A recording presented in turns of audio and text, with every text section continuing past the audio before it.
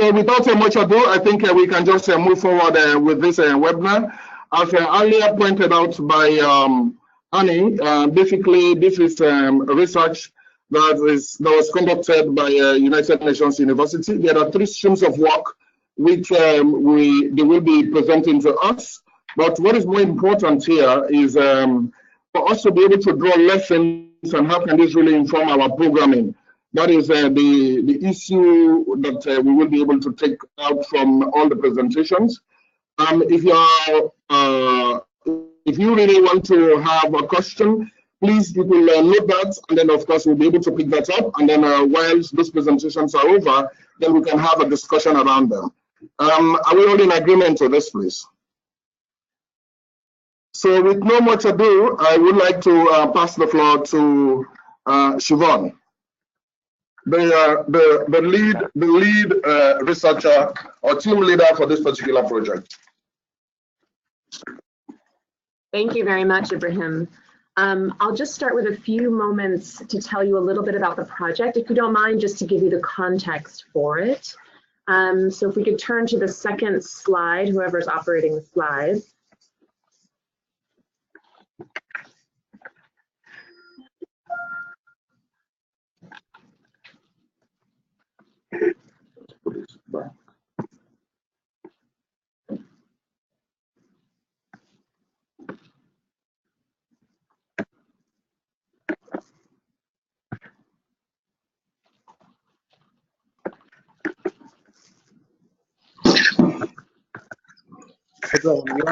You have the slides. If you can click forward on the slides, please. Okay.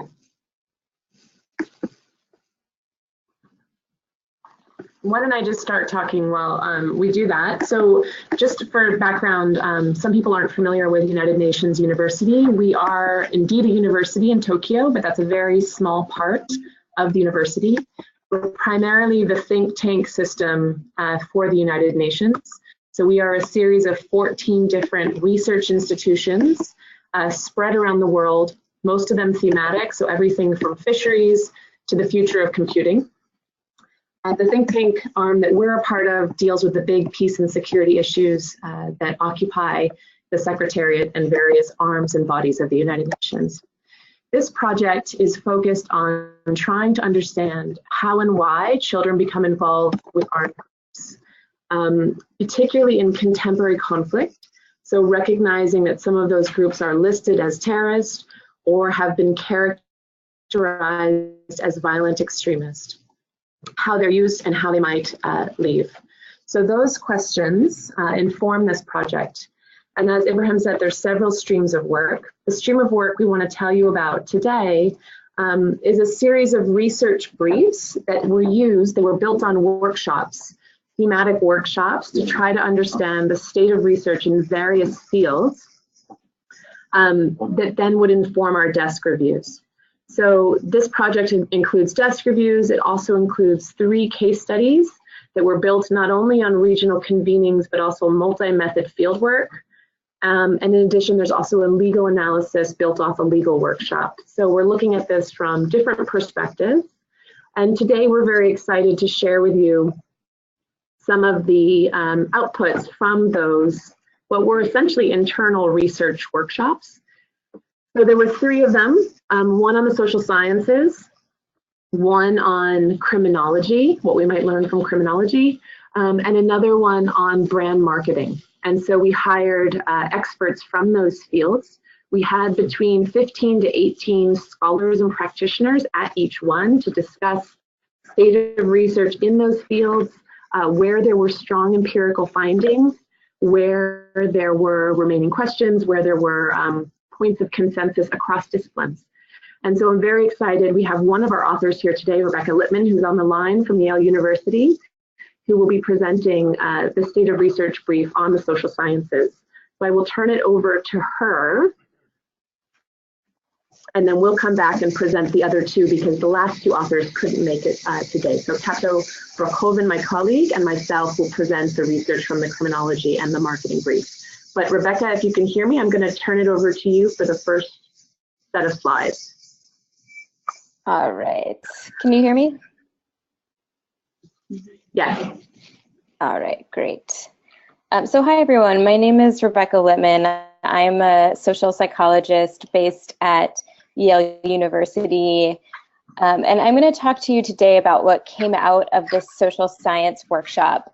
So just to set the stage a little bit, this workshop was really exciting because we had scholars from a number of disciplines across the social sciences, from anthropology, sociology, political science, and then developmental, social, and clinical psychology.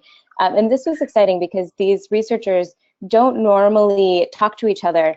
And so it was really interesting to see what common insights would come out.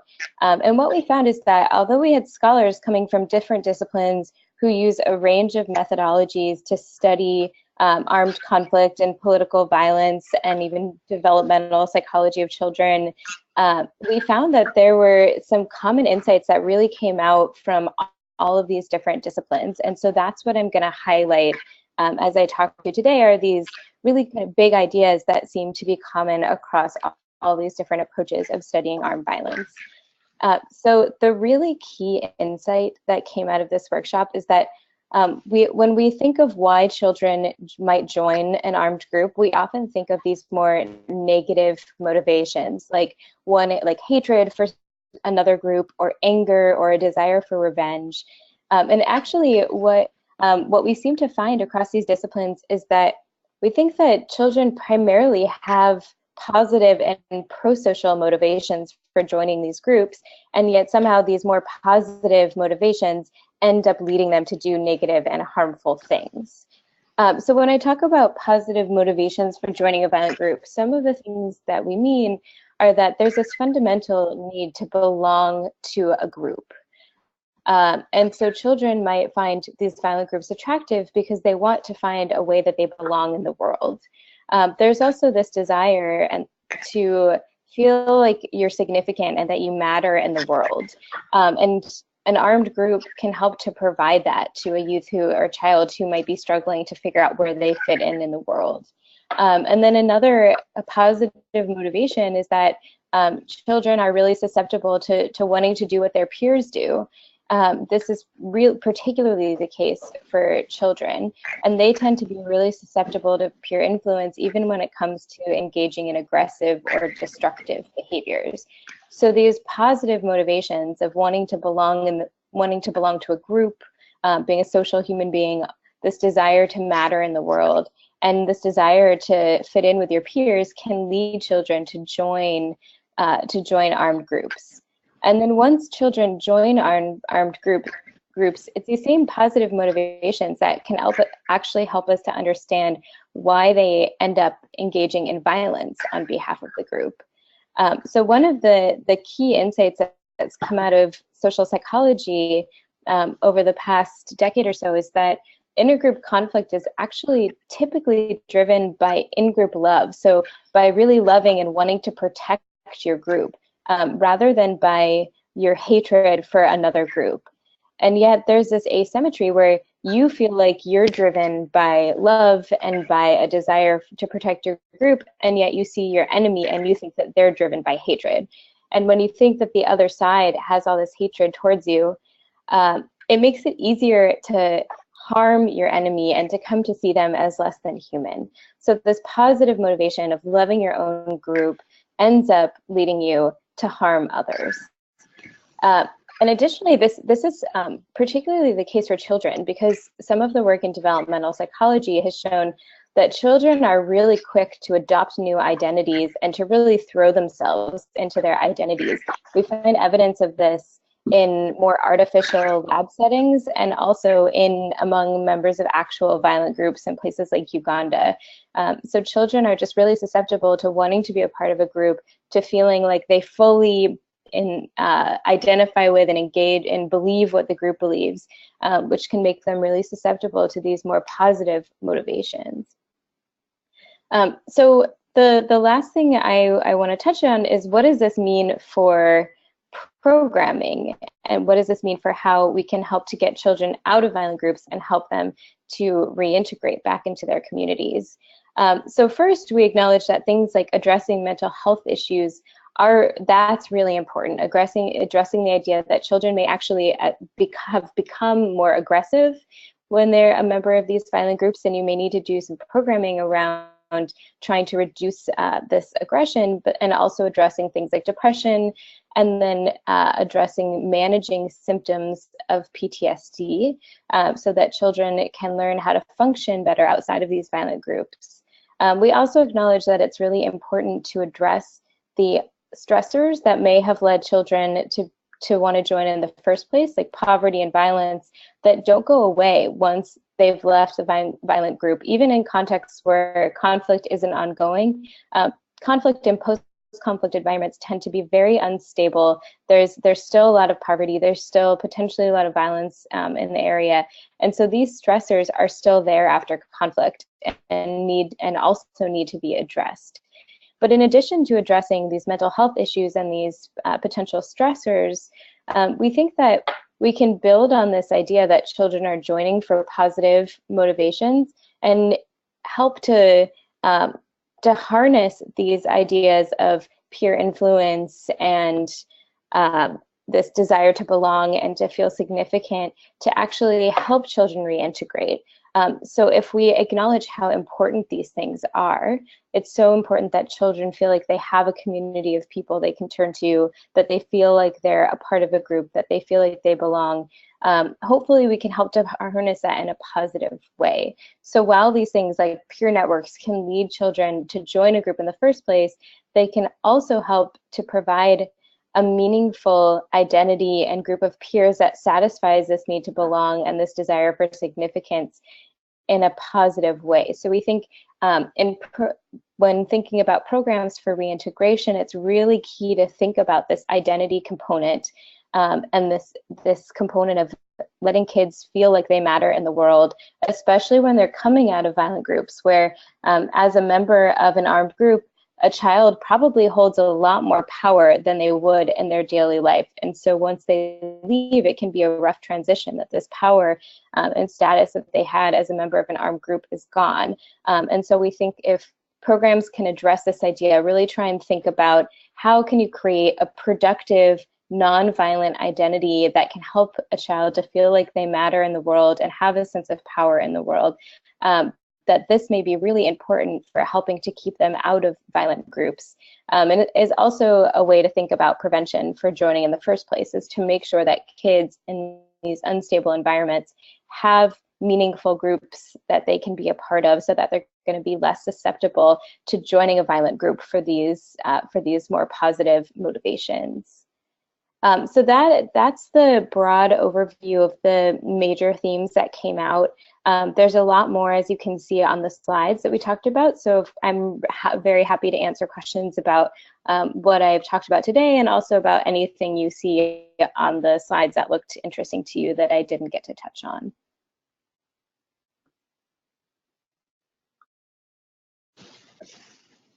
Thanks, Rebecca. That was really helpful. I think we've asked to do the questions at the end. Okay. So thank you so much. And as Rebecca said, this workshop and the brief itself, which you should have access to, is chock full of It's hard to hear you. Can everyone else please? Sorry. Can you hear me now? Yes, much better. Great. Okay. So I was just saying that that was really helpful to have Rebecca be able to present that. And as she mentioned, this report and the workshop that it's built off of contained a lot more information that we probably can't discuss all of it in the next few minutes. So what we're going to do is then use that opportunity for questions at the end. So if you want to explore any of the other themes that were highlighted on the slides, or if you've had a chance to look at the brief, we can do that. So if you don't mind, I'll just turn my attention now to the criminology piece. And this was written by Jackie Scott at John Jay College of Criminal Justice, and built off a workshop we held last December that had 15 different criminologists, sociologists, and then practitioners working in this field, including one who actually had previously been a gang member himself. So we had a bunch of different interesting perspectives in the room. And I think the first thing to discuss quickly is There are people that dismiss any connection to the research on criminology out of hand because they say that these groups are fundamentally different. But I think there's a lot of similarities that are worth us looking at this field. There's a couple reasons for that. One, we think the vulnerability factors for children and youth becoming involved with them can be quite similar to other adverse outcomes, including maybe membership in an armed group. The group processes within all kinds of violent groups can be broadly similar, and so therefore that's worth investigating. And we think there are a lot of insights to be learned in the armed group context from the disengagement and desistance processes that we know a lot about when it comes to organized violence and criminal gangs. So we do think that there is something here that's worth exploring a bit more. The first thing is on risk factors. So both in criminology, and I want to say, and Rebecca, jump in and correct me because you're the expert on this if I'm wrong, but in psychology more broadly, developmental psychology, and then also in criminology, there's a series of work on risk accumulation. And there are findings, quite strong empirical findings, that suggest that children accumulate risk. And so at low levels of risk in both fields, children operate fairly well, but there are tipping points where they accumulate a number of risks, and those risks can be broadly similar. They can be domestic violence at home, they can be food insecurity, they can be all kinds of things that many children around the world face. But when they hit a certain tipping point, their risk for involvement or adverse outcomes exponentially increases. And that happens for gang involvement, that happens for criminal activity, that happens for self-harm, drug abuse, you name it. And so we think that that's a potentially interesting model for us to think a little bit about child association with armed groups. Am I moving the PowerPoint as someone else? There we go. Okay. If you keep telling me, I will just move them. Fabulous. Thank you, honey. So now we're moving on to criminal and gang group processes. And so even if somebody says, look, gangs aren't political, armed groups inherently are, some of their sort of orientation, how they use violence is different, but the group processes piece is quite an important piece. And so when you're within sort of the pressure cooker of an armed group or a gang, we do see some broad similarities, what we call group processes. So things like the socialization to violence, the peer pressure, the incentive structures around the use of violence, and increasingly we think potentially the use of social media. So one of the individuals who attended this session is a social worker who works on what he calls sort of media banging, which is online how gangs posture on social media. And now he's being asked to take this predictive model that he's created for trying to understand when there are explosions of gang violence based on what's happening online with gang members to apply that to Islamic State. So we do think that there's potentially something here. The way young people interact online, the way they posture, the way they threaten, the way their language becomes elevated, there may be some similarities, and that's a growing area of work.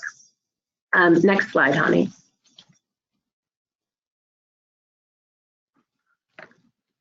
So this is turning our attention towards desistance and disengagement. And I think it's quite helpful to pull from the criminology work here because, first of all, we have 100 years of empirical research on gangs and criminal groups in the West. We don't have anything like that kind of body of empirical evidence for any other field related to armed groups. So the nice thing about this is they're quite specific in thinking about exit. And so they differentiate between desistance and disengagement. So disengagement could be disengagement physically from a group. It could be disengagement from the identity that you have with the group. And desistance is about behavior and activity.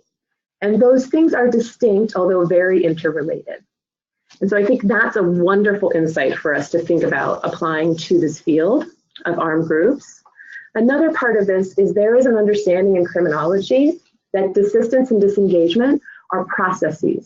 They are processes that are gradual. They are full of fits and starts. But when we talk about armed groups, especially when we talk about groups that are listed or that are deemed violent extremists, the understanding from policymakers is that this better be a cold turkey event. There is no understanding or willingness to think about this as a process where somebody may have a relapse in a short period of time, and it may take quite a while for that person to really move away in a meaningful manner. There are also some research pieces that are interesting here because they think just as children accumulate risks, you could accumulate a various number of factors that would ultimately influence you to leave. I think that's quite a helpful thing for us to think about the application to armed groups, and that there are critical turning points. And here we actually do have some research, a little bit of research on exit from armed groups, particularly terrorist groups, why people left. And often there are these sort of critical turning points. So sometimes there's a few studies, very small number of samples, so it's not pulling from a large, rigorous study, but where people said that they had an interaction with the enemy, often a state force, and the person treated them humanely. I mean, basically the person followed the rules, and they didn't fit into the perception that they had bought into about what they were fighting against, and that being a sort of monumental tipping point. So I do think there's a lot there. Next slide, honey, please. So what does this mean for programming, for prevention, intervention, suppression, and comprehensive programs? There's a lot of programming in this space that we could pull upon. I'll just highlight a couple things that might be potentially interesting. There's a lot of gang prevention programming, and it's a lot more effective than I think we can even imagine it being with armed groups, partly because of contextual issues, but I think even more so because there's much better mapping onto risk factors. And so there's more tailored programming than what we can find for us, because we're still trying to understand the different type of risk factors and how they combine together, and that's sort of a big question mark. Suppression and intervention, one thing that they have learned is that suppression alone, and this is a good takeaway for applying this to conflict context, is suppression often doubles down people's commitment to gangs and the identity that they feel with them. So if you're doing a very heavy-handed strategy that targets the gang, not the behavior, that often can backfire. So that's a really strong finding from this field. There are a lot of comprehensive and public health approaches that have become extremely popular doing this sort of holistic approach. And I'll mention one thing next on the next slide related to that. Next slide, please. One more comment on cognitive behavioral therapy you might be seeing on the slide there. There are efforts, particularly with crime and gang association, to try to get young people to slow down their decision making because they recognize the sort of impulsivity of adolescence, the peer pressure that can come with these things, that children often make decisions that it's very hard to walk back from. We see that with interviews with children and youth who have become involved with armed groups, where there is also an impulsive element to why they joined, and they always think that they can leave, but often they can't. And so if we can slow down that decision-making function, it might be easier to do in Chicago than it is to do in Syria, where you don't get the space to slow down, but it is something to think about. So lastly, and I'll do this quite quickly, is the potential implications for programming. I just mentioned that the targeting models that gang prevention have are much more sophisticated, based on a lot more empirics than we have. The focus on group processes, I think, is quite important, and especially the finding in criminology that group processes are believed to amplify offending. So people who join gangs may also be people who would be likely to engage in criminal activity and offending, but when they are their level of offending and the severity of the offending is amplified significantly. And we think that that kind of impact of group processes could be quite similar in armed groups, that effect. Thinking through the unintended consequences of interventions, again, thinking about heavy-handed suppression strategies and what they actually do to individuals and the way they engage with that group. Thinking about this as a process, both disengagement and desistance being separate but related processes. And another thing I want to pull from is this issue of affiliated families. So this is really groundbreaking research that we kept having to update the brief until the last moment that it was going to publication this week, because it's very new research. There's a lot of holistic approaches in gang desistance programming for children and youth who are involved. But one of the primary reasons that people get involved, or one of the primary risk factors, is having a family member who's also involved. So then how do you do family-based programming when dad or mom is also a member of the same group? And it was always assumed that you just couldn't, it wouldn't work. but actually there's some work that's being done in Latin America and Los Angeles simultaneously, and it's having a positive effect.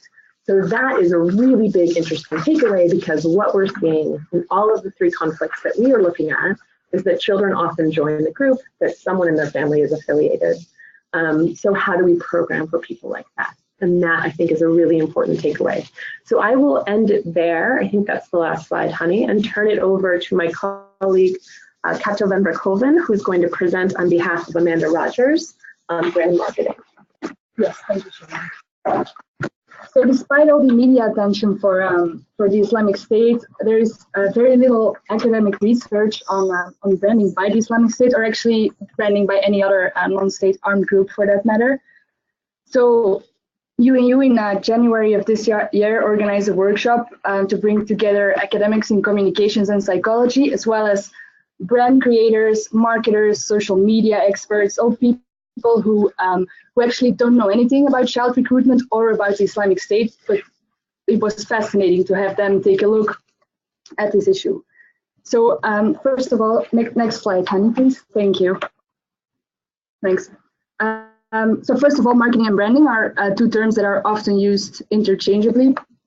Marketing is very much about the consumer, and it refers to the process of attracting a consumer base and retaining a consumer base. And branding, on the other hand, is focused on the producer, and it's about telling the story of a product and about the promise that a product conveys.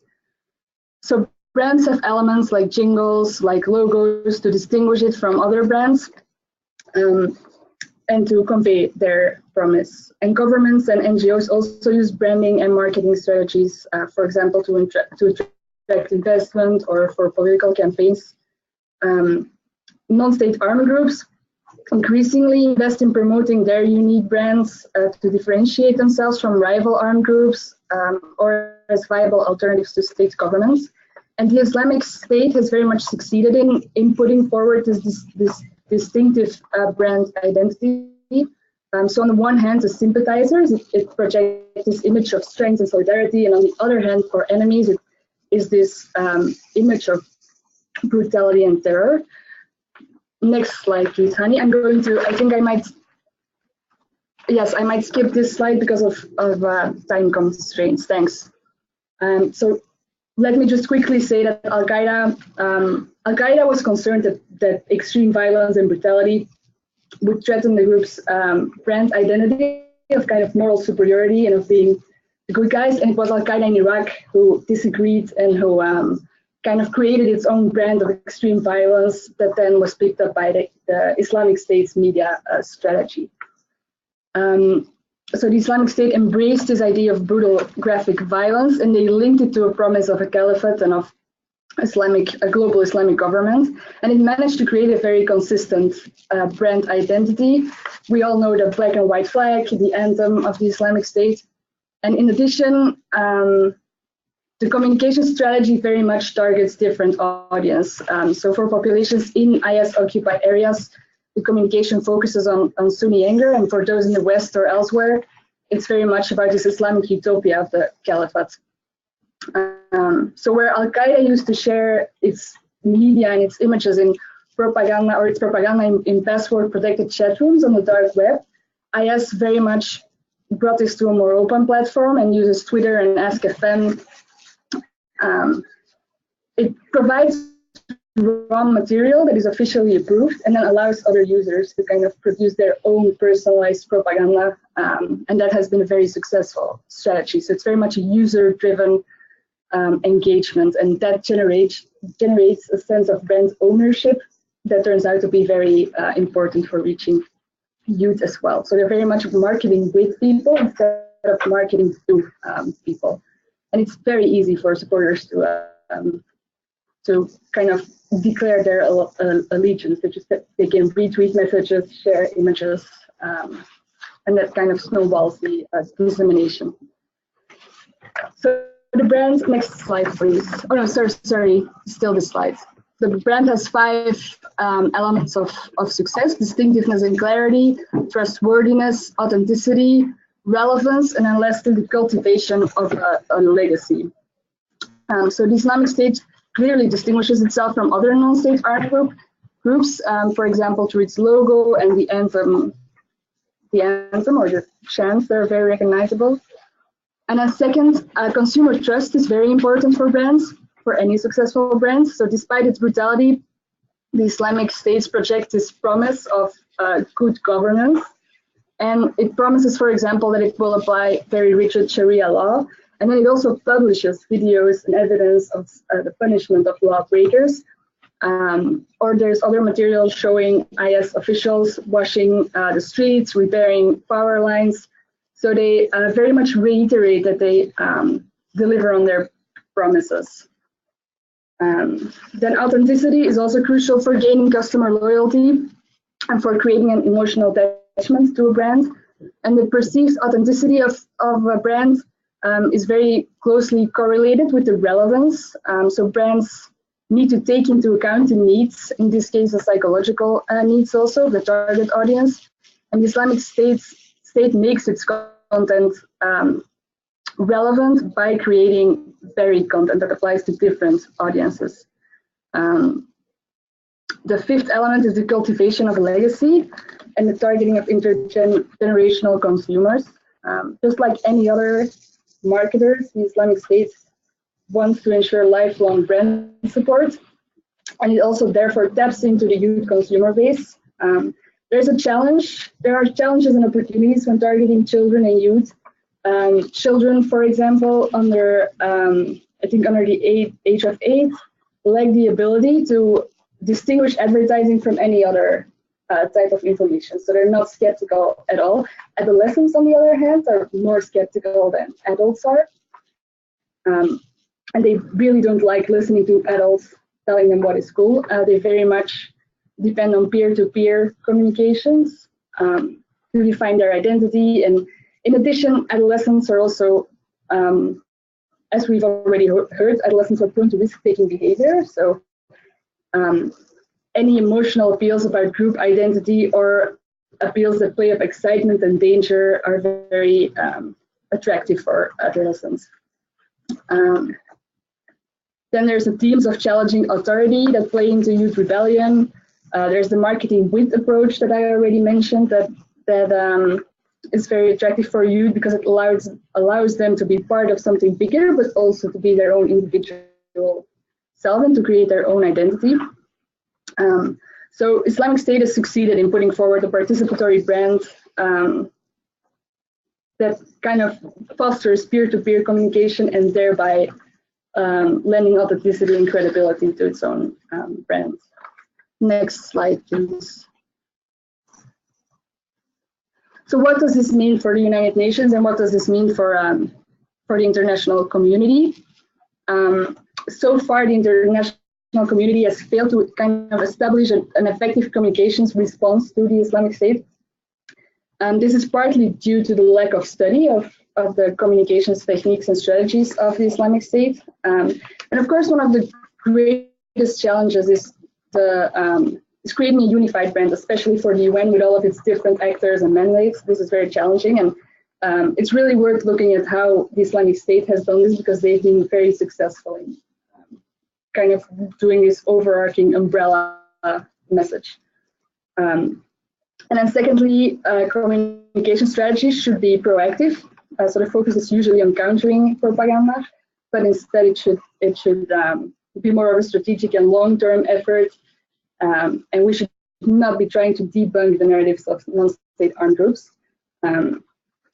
Connected to this is the fact that myth-busting won't work because it's likely to put supporters on the defensive, and especially now with social media and the internet, there's this human tendency to seek out information that just confirms your beliefs and discounts any information that goes against your beliefs. Lastly, the fourth one, yes. It's important to establish credibility, especially with youth, because they're very sensitive to this. So counter narratives should come from credible sources. This is not always easy. Not always easy. For example, if you would want to use former Islamic State fighters for counter messaging, this has a whole range of risks and challenges, security and otherwise.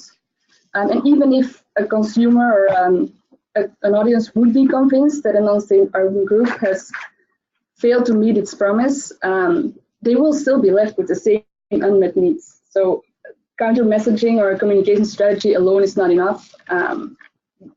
Concrete alternatives need to be provided. Closing reality gaps is also important.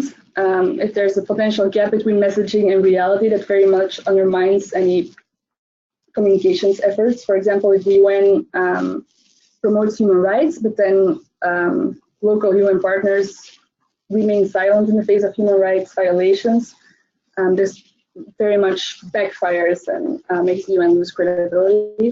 So closing these reality gaps is very important. And then lastly, as already explained, but this is I think one of the most important messages that came out of this workshop is that part of the success of the Islamic State brand is very much this branding with consumers rather than to consumers. And the UN could capitalize on this approach if it would successfully create a stake in the brand for consumers, and especially for adolescents who want to feel part of a community, who want to have a personalized experience. This is very important when thinking about communications and branding. Do you want to take over here and close? Or? I think that's a good point. We've all talked too much, and there's a lot of people who have been sitting by and are probably eager maybe to ask questions or to respond. So maybe we'll turn it over to the rest of the participants for any reactions or questions. We have one in our room, so maybe we'll start. Hello, everyone. I'm Patrick. I work with UNDP on coordinate UN's efforts to develop international standards on small arms of weapon control. Sorry, it's difficult to hear from those who are not in the room. If you can get closer to the microphone. Oh yeah. So my question is really related to the first two presentations, and I'm taking the floor right away because unfortunately I have to leave. I wish I didn't have to leave, but it's a really important discussion. Related to the first two questions, very simple question, very important insights from the first two presentations. And I wonder, do these insights apply more or less equally to boys and girls associated with armed groups? Or is there some nuance that needs to be introduced or that has been introduced in the research papers themselves with regard to differences between boys and girls experiences in the groups?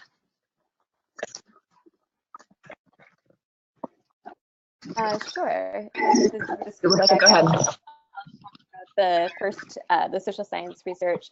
So I think this is a really important question, and a lot of the research does not differentiate by gender.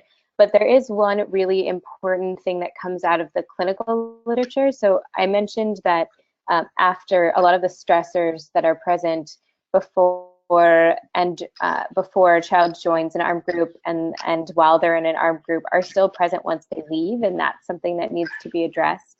And also this mental health component. There is research on this in terms of women, girls who are in armed groups are much more likely to be exposed to or experience sexual violence. And so there's some evidence that it makes it much more difficult for girls who are in armed groups to recover in terms of mental health symptoms like PTSD and depression, whereas boys tend to be, it's sometimes called resilience, but I don't think that's quite the right word because we're talking about different stressors. Boys tend to see this decline in their symptoms of PTSD and depression after they're involved in conflict that happens naturally. For girls, it doesn't tend to, the symptoms don't decrease as much on their own without some kind of programming and intervention that's explicitly addressing it. And one of the explanations for that is because they're often exposed to more sexual violence, and the sexual violence may continue once they leave the violent group as well. And so that stressor oftentimes really doesn't go away. So most of the research I know on gender has to do with that, and on perhaps suggesting that girls need more in terms of mental health programming to deal with the different types of stressors that they are exposed to in armed groups. But I do think that you bring up a really important point, that it's going to be important to know whether these other types of interventions would interact with gender in some way.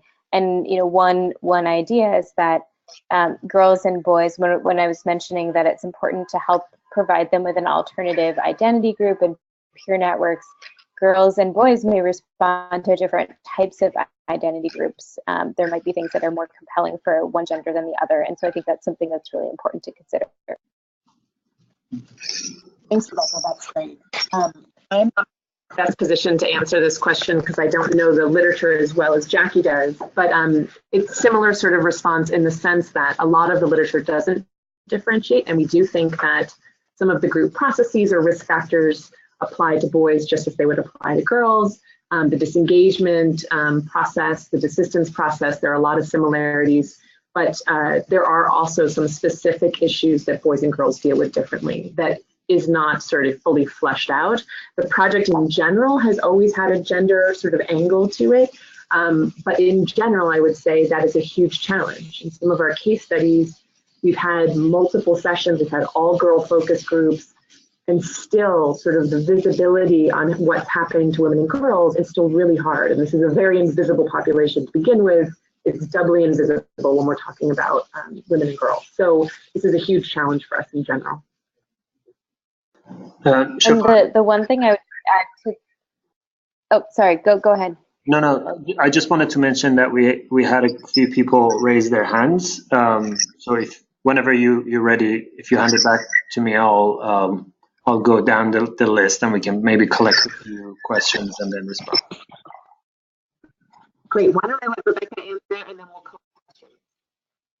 Yeah, the last thing I just wanted to mention is I'm sure we're all aware, boys and girls often fill different roles in violent groups, and so I think that's also important to consider when we think about interventions. It's just that they often don't do the same things, although in rare cases they do. So that's just another thing for us to consider.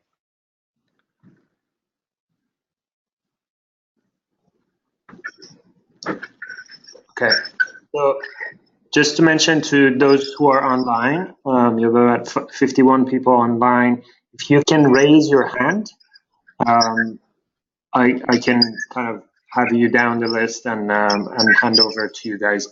I have Sam Cisse that I'll give the floor to, but I also saw a few people, Simone and William, who raised their hands, but then they dropped it. So I'm not sure if you still want to talk.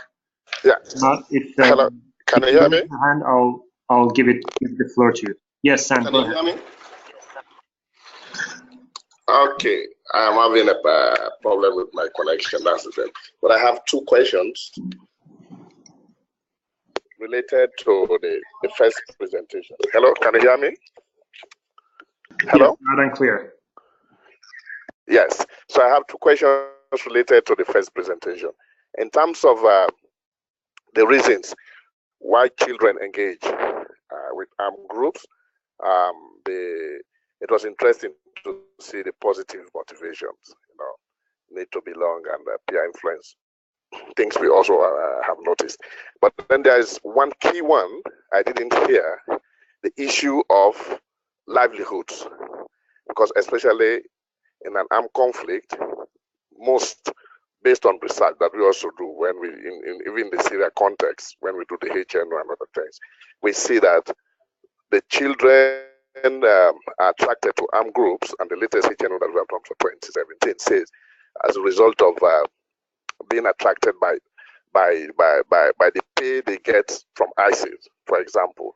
So I didn't hear that one among these the motivations for children. Then the second question is that of the programs that we put in place to reintegrate children who have been associated by armed groups.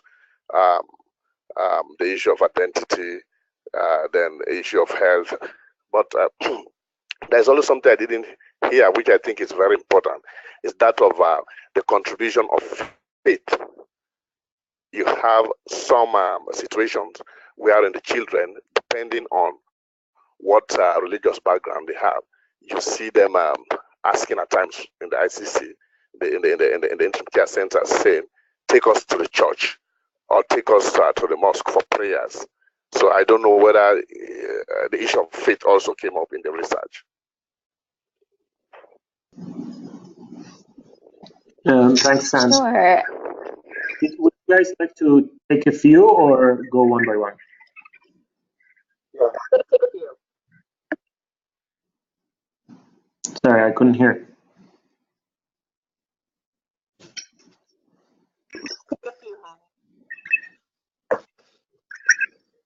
Okay, William, you're on next. Go ahead, please.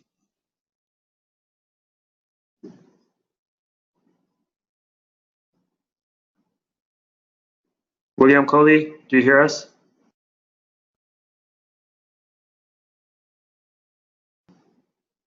Okay.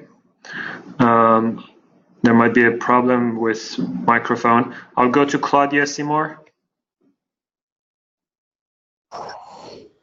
Yes, hi, welcome. Thank you everyone for these fascinating presentations. I'm calling in from Annecy in France. Something that really struck me during Siobhan's presentation was the success of prevention that's coming out of the criminology research and policies. And what strikes me then is that criminology is such a locally, nationally owned policy issue and area. And so I wonder if in our DDR and non-state armed groups work, how willing are we able to get the local actors involved? How much ownership can we transfer to these local actors in actually implementing prevention and reintegration programs? Because up until now, DDR remains very sort of internationally exogenously imposed approach and priority. Thank you. Great. Siobhan and the team, back to you guys, because I'm not sure if you have William yet, but we can go back to them after you respond. Rebecca, do you want to start off and then I'll follow up? Yeah, sure. So to the first question about the role of material incentives for joining an armed group, there is a lot of research on this in political science in particular that does talk about this important role that material incentives can play. And I think this is often, I don't know if there's any research specifically on this, but I think qualitatively, this may be particularly the case for children who see that they can, if they join a group, they can get access to a lot more cool things than they might have in their daily life. And so thanks for bringing this up, because it's not something that we focus too much on in the brief, but I do think that there's evidence for this, and it is an important part of the process. So I think I would describe it as there are material incentives, but then there are also be social incentives, and that's what we focused on. But you're completely right that material incentives are part of this. As to your question about faith, I think that that's a really interesting question, and I don't know of any research that actually looks at faith as a reintegration tool, but I think that there should be some, because you're completely right that that could be a powerful, in talking about giving children a sense of belonging and identity in contexts where they're religious, that could be a really powerful way to provide this alternative group for them to be a part of. And so I think that would be something I personally would love to test at some point, and I hope that there can be some research on that. Yeah, Siobhan, to you. Thanks, Rebecca. I'll just say a couple things. One, just to stress, and this is in the brief and it's in all of our work, but we operate from the primary assumption that children and adults join these groups for multiple reasons. There is no single necessary and sufficient cause for their joining. So I think it's great, Sam, that you brought up livelihoods, potentially the role of faith on the way in or the way out. These are all things that we've considered in the broader lit review. The question is, we think this is a very individual cocktail for each person, but how these things interact, what's the most important, what's the one that's the tipping point? There's a lot of question marks around that. So livelihoods is very interesting. Obviously, there's a lot of, I think, institutional knowledge about its role in various conflicts.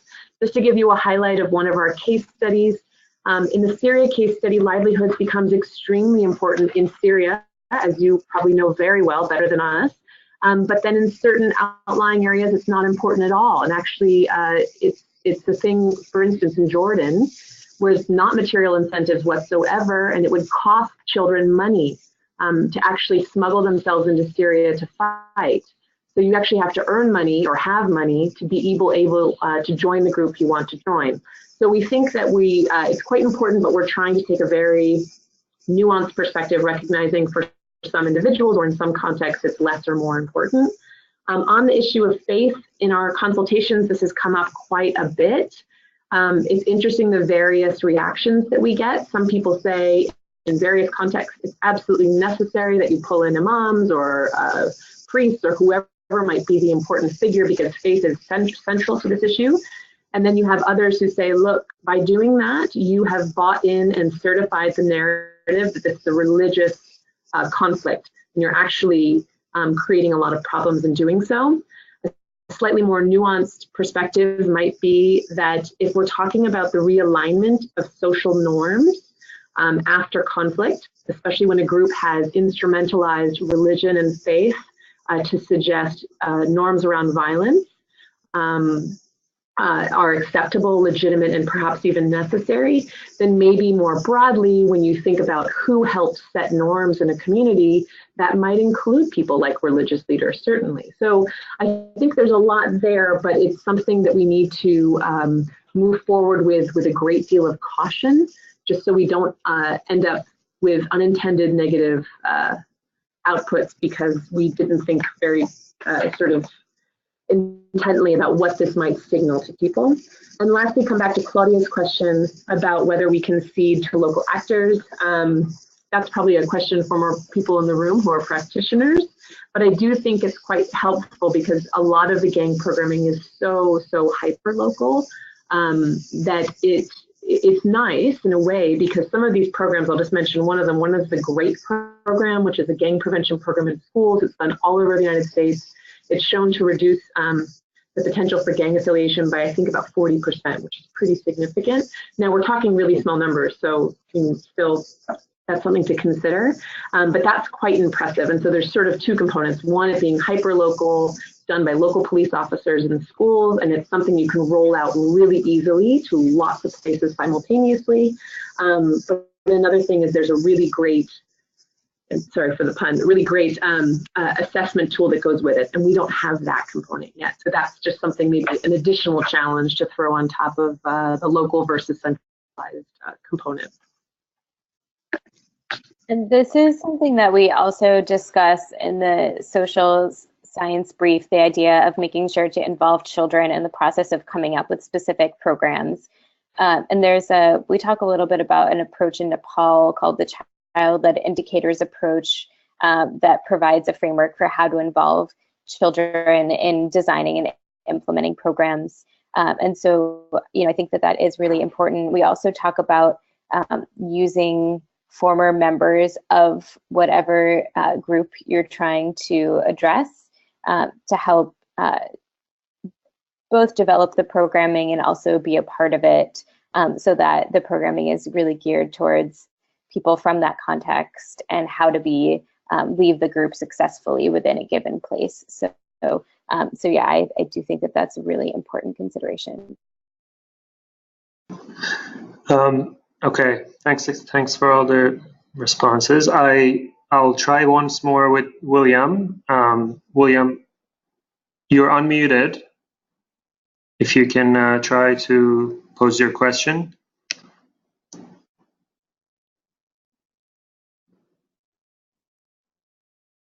Okay, we don't have William.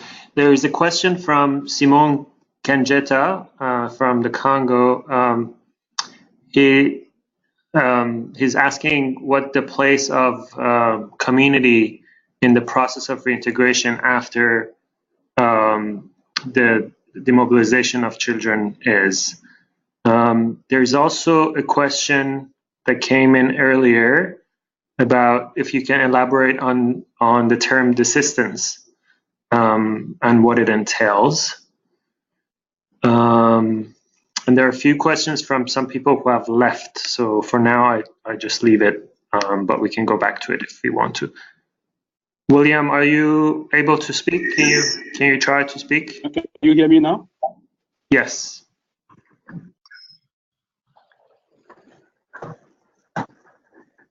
Can you hear me now?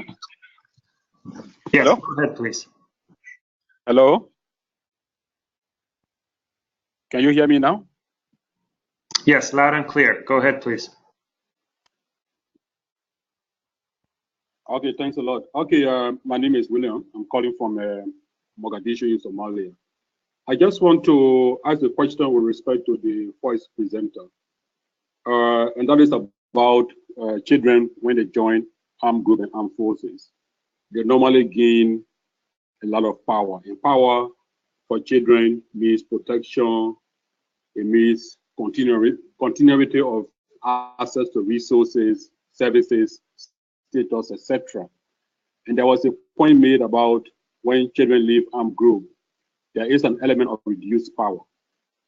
I just want to know whether there are some programmatic recommendations on how you address reduced power when children leave armed group, because in many cases, children will want to leave armed group, but they fear that they will have reduced power and that could mean different consequences.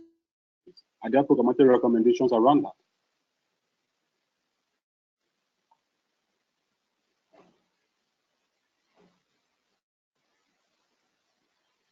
Hello? Rebecca, do you want to respond to that and I can respond after you? Yeah, sure. Yeah, so exactly as you're describing, there's a lot of things that children can get in armed groups that give them power that when they leave the group they don't have. And this is something that I think is very important specifically when we're talking about children, because some of the insights that we've talked about should be true for children and adults. And of course, for anyone, there may be a decrease in power, but for children in particular who join these groups, this might be the most power that they might ever have in their lives. And then they leave the group, and a lot of reintegration programs for children focus on getting them back in school. And you can imagine this transition is a very stark transition. When you've been in this position of power, you've held a gun, and then all of a sudden you're sitting in a classroom with your peers who may be years ahead of you in school now because of the time you've lost. So you're in school with much younger kids. You know a lot less than they do. And so there's this really big power, there can be this really big power differential between what their life is like in this armed group and then what happens when they come home. And I think without addressing it, there's a risk that they'll want to go return to an armed group or just to a more criminal life in general to get back a sense of that power. As to whether there's research that addresses this, I don't have any really concrete examples of programs that have taken this explicitly into account. Something that we just talk about in the brief in terms of returning to school is that, or maybe we don't actually talk about this very explicitly, but is the idea that you really want to find a way, instead of just putting these kids with much younger kids, you want to find a way to make them feel empowered in school, to feel like they're more like have some say in what they're doing, and to really make sure that you're not having this really acute loss of power. But I think that this is an area for future research in terms of concrete programming recommendations. I think this is kind of a new idea to take into account. Thanks, Rebecca. One of the concrete suggestions, although not tested, that came out of that discussion is looking at the research on remedial education, because then what you could potentially do is have older children with their actual age peers reading similar stories, but those calibrated to their reading and intellectual ability based on the time lost from school, so they don't have to be in classrooms with younger children. And these are just some things that have kind of come up. These are not tested per se. And I wanted to throw it back to Rebecca. I don't know if this is completely relevant, but I know that she's done some work on a group of adult ex-combatants who then were kind of given some essentially power and authority to kind of help lead a DDR effort, but actually it became kind of a cautionary tale because things didn't go as well. Is that, Rebecca, do you want to just touch on that maybe as a sort of cautionary tale about ways to do this or ways that it could backfire? Yeah, are you thinking of the agricultural reintegration program? Was this the Liberia example that you had shared? A group of young men who then were going to take sort of a leadership role, and then things just stalled and stalled and stalled. And they were very frustrated because they had been given this sort of opportunity. They were going to help people demobilize, and then suddenly none of this stuff materialized. Maybe I'm misremembering from one of our discussions, but. Yeah, I think in that example, they weren't given that much power, but there's actually a more positive example of this, I think, from Liberia, where the Liberian government identified some of the commanders who were really influential during the war, and then as part of the DDR program, they actually hired a group of about, I think it was about 20 of them, to help guide other ex-combatants and to convince them to participate in demobilization. And so instead of viewing them as a threat to the attempts for peace, the UN and the government viewed them as potential partners. They could use their positions of power to help guide others to help guide other ex-combatants. So in that sense, there's sort of a positive example of this type of process. Thank you, that's really helpful. But just to go back to Simone's question and the question on desistance, and then we'll check our table here to see if anybody has any questions.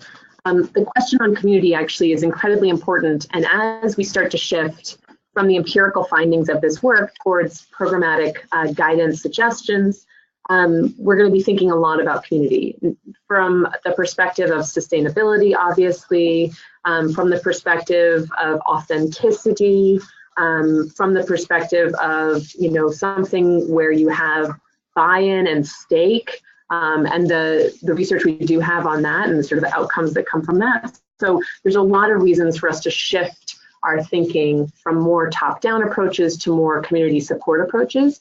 But we're just sort of starting to turn our gears that way. So Simone, we'd love to be in discussion, and we've hired someone who has done work in this area to help lead us in that sort of translation from empirics to guidance. But this is a conversation we'd like to continue with you all. So please, you'll anticipate some outreach from us.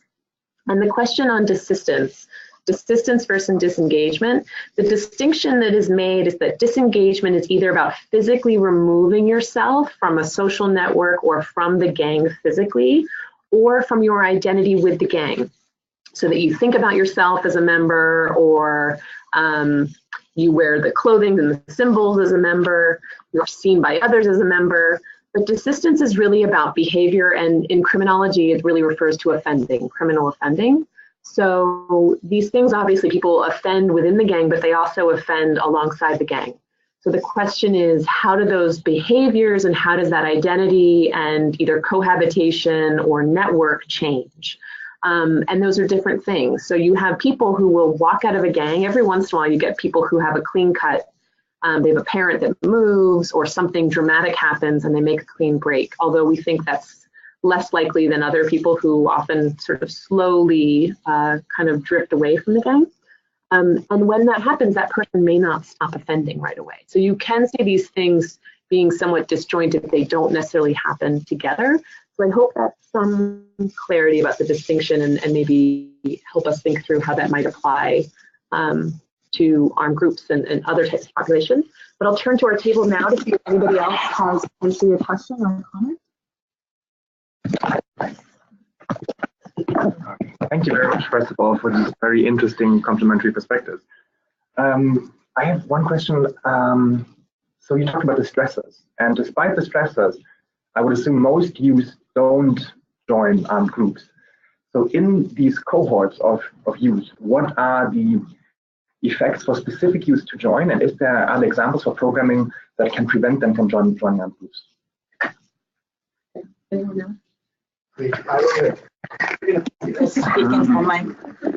So I will have like kind of a similar question, but a bit more from like legal perspective. I mean, thinking about legal perspectives is, I mean, when we talk, I mean, the whole research is very useful, and I think it's fascinating for me as a researcher, not a practitioner, I would say. But what I see is that like you kind of like we lump children and youth in the same category, and I don't want to actually separate them either, but at the end, they are categories that we are using. So what can we learn from criminology about young people? Because young people, when we talk about youth, we sometimes talk about between 15 to 18 as well, but specifically, I'm working for the progress study on youth peace and security, and for us, our mandate is between 18 to 29. And when we talk about 18 to 29 years old people, they don't have any specific legal protection, and criminology gives a lot about can tell us about the success of gang prevention. But when it comes to 18 years old people, when they commit a crime, the punishment is a bit different than children's punishment. So how can we draw lessons for young people, youth specifically, is in our mind? Yeah, thank you.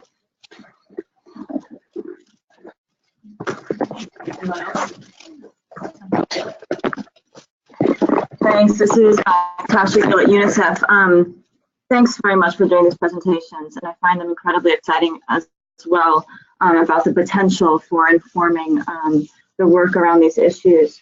And I wanted to also pick up on the issue of stressors, because especially in the last example, I think we're talking about a situation where a peace agreement had been brokered, and so then it was the afterwards. And as has been mentioned in these presentations and much of the discussion, for so many children, and here I'm focusing on children, whom we work with and for, they are coming out of groups where a conflict situation is ongoing. And that's why I think some of the work on the criminology, and especially the experience of criminal gangs, could be very useful. In addition to what you've already taken out about all the issues around belonging and how powerful that is, and then the issues of power and identity themselves, it would be also useful for us to spend more time thinking about this issue of returning to the stressors. And I think you touched on it earlier, but it'd be useful to hear what more we can learn from that based on the research. And then there's just two other quick questions of comments. One is on the girls, and I'm so glad that question came up first. And I guess my request or my plea would be, while the experience of sexual violence is so extraordinarily important in defining what that experience is for girls, I think it's probably also a lot more.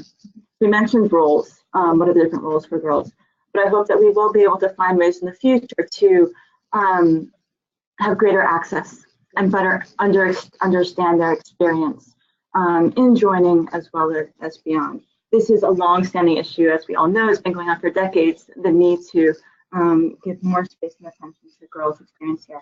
And the last one was just a question on the dehumanization. There was a point on an earlier slide, and if you could just touch on that as well, because I'd be interested to learn more. Thank you. So why don't I address a couple, and then I'll turn it over to Rebecca on dehumanization and a couple other things. Does that work? Sounds good. Okay. To go to the question of stresses, I think unfortunately we don't know a lot. So there is this feeling that often the things that humanitarians focus on, which tend to be like mental health and PTSD, very Western oriented versions of PTSD, are not necessarily what the kids are struggling the most with. So there is some research that highlights the potential for things like, if you lost a parent, related or unrelated to the conflict, but the focus is on your experience with the armed group and the PTSD you're suffering, you're missing one of the key stressors that this child has not been able to deal with, which is the grief of the loss of a parent. So it's seen as related to the conflict, but somewhat ancillary, and so it gets ignored, and we focus on the PTSD. Another part of our discussion, and Rebecca can go into it more, but this focus on PTSD and addressing certain symptoms, but some of those symptoms are probably survival instincts for staying in post-conflict situations. So one of the markers of PTSD is avoidance. But if you're trying to live in a very stressful situation where many of these things like lower levels of conflict or continuous conflict or food insecurity all exist, you might need those to keep yourself safe and functioning. So I do think part of this is maybe recalibrating how we ask this thing. And Rebecca mentioned the child-led indicators, which was done with UNICEF in Nepal, and a guy named Brandon Court out of Duke Medical School. Really interesting idea, because they went to kids in Nepal and said, tell us what it looks like to do well in your society and tell us what it looks like to do badly in your society. And they used those along PTSD markers to find out how kids were doing. And those they thought were actually a much better way of understanding what kids need. And so part of this is a question of us asking children, spending more time asking them what they need, asking them what stresses them. So this is, I think, a challenge. And as you said, many children are exposed to the exact same or very similar set of stressors. One kid goes in and one kid doesn't. So we don't really understand that yet. We don't understand how these things work together, how for one individual they might amplify in a way versus another. There's just, and Rebecca can probably go into more of this, there's the beginnings of research on how certain things interact. So there is some research on the role of being reminded of mortality or trauma and what that can potentially do both in inciting acts for revenge and needing a quest for significance and being part of a bigger group. There's a little bit of like that piece. These are just these little pieces. So how do we understand this big picture? My takeaway on that is, unfortunately, we don't know a lot. On the issue of the youth versus children, this is a challenge here because, you know, depending on who you talk to, the brain science suggests that many youth would be susceptible to some of the same developmental issues or stressors in the same way that children would. But we have this legal demarcation, which is not always the most helpful. So obviously from a policy and programming perspective, you have this sort of artificial break that forces you to legally deal with people in slightly different ways.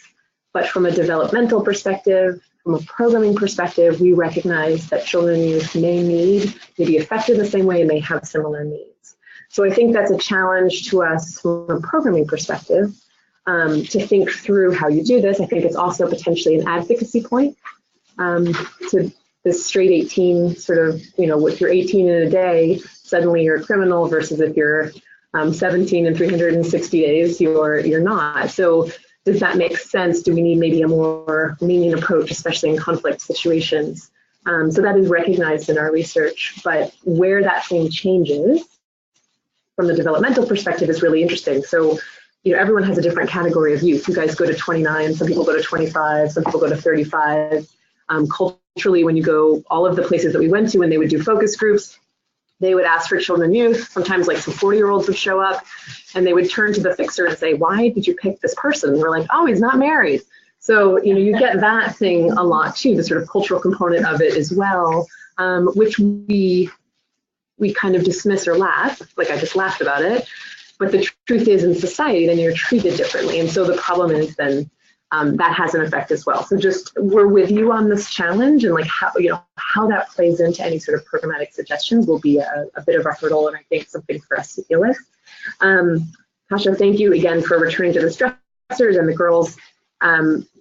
Our case studies spend more time trying to delve into the differences, and it is more nuanced. It still remains a huge challenge. And, you know, to the point where 2 days of consultations with all of these local programmers and people just having no visibility, and they're the ones on the ground. So just, it clearly remains an issue. And on that, I will turn it over to Rebecca to respond to anything, but also particularly the dehumanization piece as well. Yeah, so on this issue of stressors, I just wanted to say, I think the way that this is often viewed in the political science and the social science literature is that you have this combination of stressors that might make someone at risk of joining, but so we have a decent idea of what makes a child at risk versus much less at risk of joining. But then among those who are at risk, who actually ends up joining, I think right now is a really open question. One start of an answer to that is thinking about the supply side. So, you know, you might be at risk of joining, but if you don't really know anyone who's a part of the group, you don't have any connection to it, then you're much less likely to join. Whereas if you have a family member or if you have peer networks that are closer to the armed group or involved in the armed group, then that might, for someone who is now at risk due to a number of factors, might be the tipping point that leads some people to join relative to others. But beyond thinking about that peer networks, I don't think we have a great sense of, among those who are at risk, what makes one person join versus another. And that's something that we really have to start delving into. Also on the stressors, in terms of what we can take from the research. So we had a clinical psychologist at this meeting, and as Siobhan said, she was really stressing this idea that some of an ongoing conflict, some of the symptoms of PTSD, like avoidance and hypervigilance, might actually be adaptive and helpful, and it could be harmful to try and really treat those symptoms in terms of trying to make them go away. And so her recommendation is that programs in an ongoing conflict situation, programs should focus on this more developing skills and competency that help you to manage symptoms rather than to actually reduce the symptoms. And I think also that's, in thinking about the ongoing stressors, that's nice because you might treat a symptom or have a program that's aimed at treating, but then if a child is still exposed to these ongoing stressors from an ongoing conflict or even in a post-conflict setting, giving them the skills on how to manage symptoms that might pop up in the future could be more effective because it can help them to address things that come up as a result of the ongoing stressors in the months and years after they leave a group. So then on this idea of dehumanization, so there's a lot of research in psychology looking at how dehumanization is really key in helping people or in allowing people to overcome what seems to be an aversion that most people have to harming others. So there's a lot of research from different disciplines showing that people tend to have an aversion to harming others. But when you come to dehumanize your enemy, when you see them as less than human, when you refer to them as animals or as something completely different than yourself and the people that you love, it becomes much easier to overcome this aversion to harming others and to engage in violence. And so this is a really big piece in the psychology literature on how people actually become violent.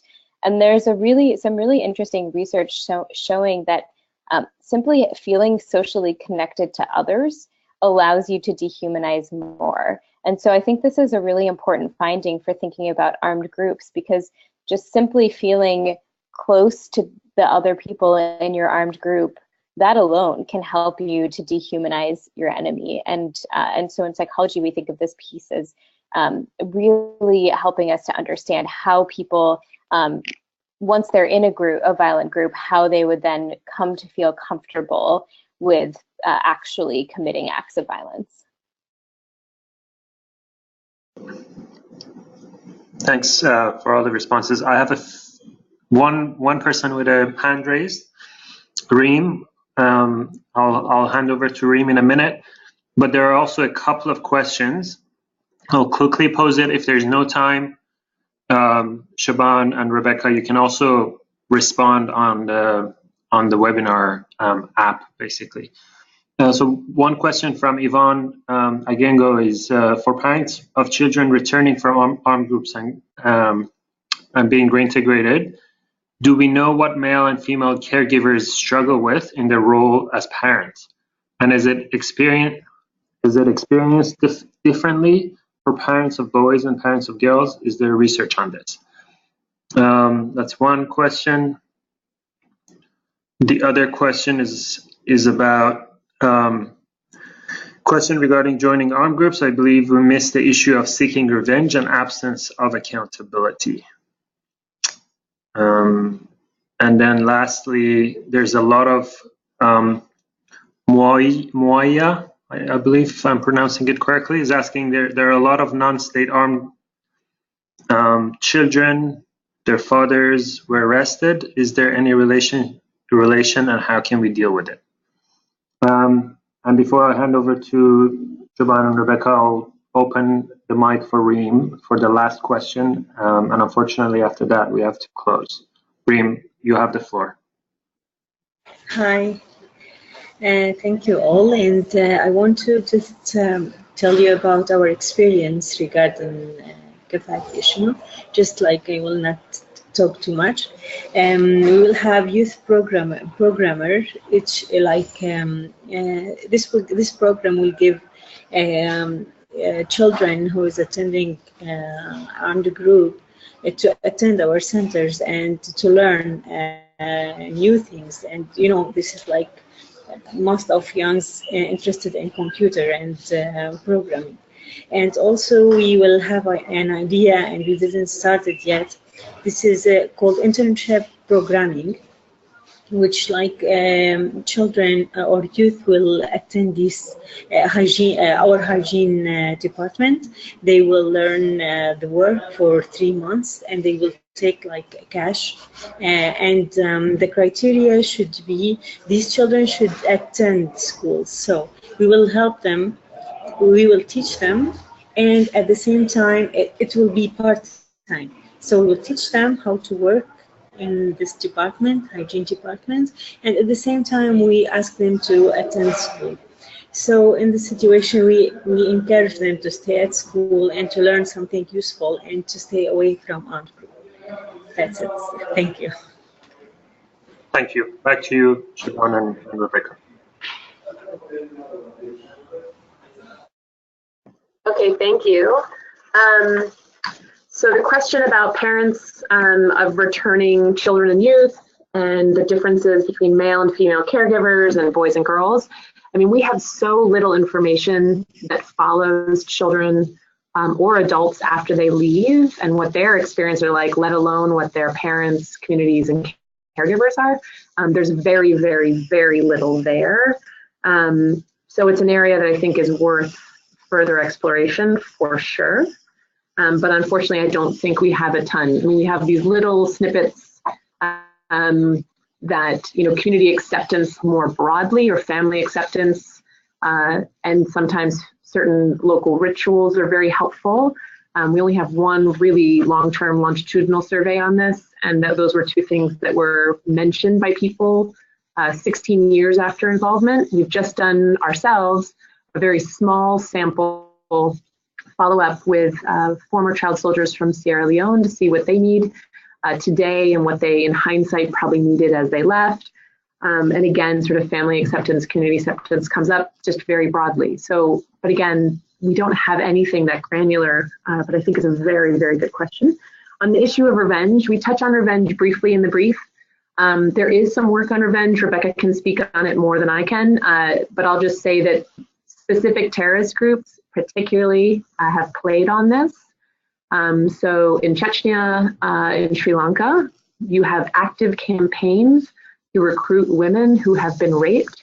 So there's a revenge component there. There's also this social pressure component suggesting that they don't really have much else that they could contribute or be part of productive society, given what's happened to them.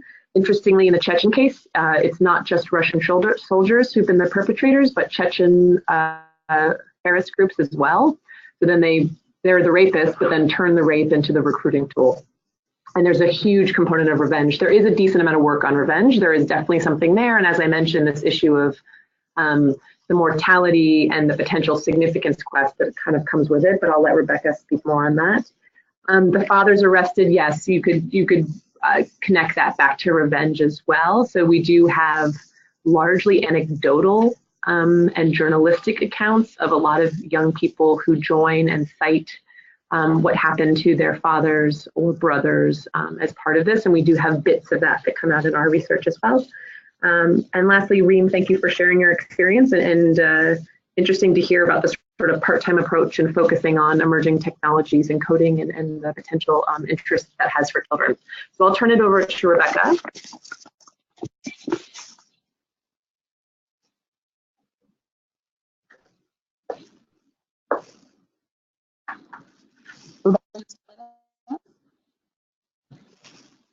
Sorry, was on mute there. So this I do think that this revenge piece is certainly a motivation for some people. There are some surveys of former combatants in places like Sierra Leone and Liberia that look at motivations for joining the violent groups. And in addition to some people reporting revenge, another common motivation that we haven't talked about along a similar line is a desire for protection, whether that's personal protection or wanting to protect one's family and community. And so I do think that these, I certainly don't want to apply that these motivations are never there. I think sometimes revenge and this desire for protection really do come into play and are motives for joining violent groups. In terms of this family acceptance piece, there have been a couple of studies particularly in Sierra Leone, Liberia, and Uganda that look at the level of community acceptance. And one thing that's really interesting is that across all three of these studies, there are really high levels of reported community acceptance. We're talking about over 90% of children and youth coming back to their communities saying that they had no problem being accepted by their parents and their communities. And so one possibility is that the cases where there is an issue with family acceptance often get highly publicized, but at least in those contexts, the data suggests that overall people have a pretty decent, the acceptance process goes pretty well for them. And there's some arguments in the case of Uganda that this is partially the case because the reintegration program there, when children were sent home to their communities, in addition to things like traditional reconciliation rituals, they were also given these big packages that involved a lot of goods and money. And I think that there's some evidence or some speculation at least that really helped to smooth over the return process because the child was able to return with something that was really helpful for their family and their community. And then just a final comment on thinking about the role of the community in reintegration is that we've given some ideas about types of programming and interventions that all really focus on child soldiers themselves. And just one issue to flag is that there's always the possibility that if children and former armed group members get a lot of services and this is seen by members of the community, there's always this risk that could create animosity, that why are these people who are part of armed groups getting something that the community isn't getting access to? And so one piece we haven't really talked about yet is really trying to figure out how to involve the community in these reintegration programs so that the community members don't feel left out and therefore end up stigmatizing armed group members even more. And I think there's some data, like I said, from these contexts of Liberia, Sierra Leone, and Uganda suggesting that communities overall were accepting, but I don't know of any studies to date that look at this with other types of more extremist groups that have more of an ideological component. So I'm going to be working on this in the case of Boko Haram, and I think in cases like that and in Syria, it's really an open question of how the communities are going to view people who are coming home and whether this is going to be a more challenging context where it's going to be more difficult for people to gain acceptance from their communities.